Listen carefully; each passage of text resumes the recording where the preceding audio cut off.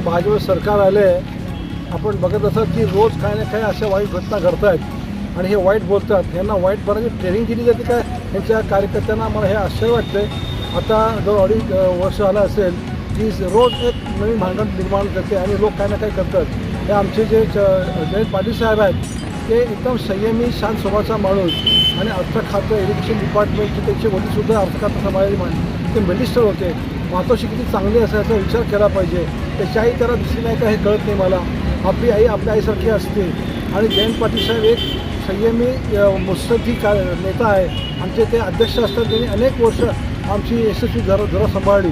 अशा नेत्याला बोलल्याबद्दल गोपीचंद पडळकर जे मंगळसूत्र चोर आहेत त्यांचा आम्ही पार्टीचा निषेध करतो आणि यापुढं परत असं काही करत असतील तर त्यांची कुठं गाडी असेल तर आम्ही दगडफेक करण्याचा प्रयत्न करू.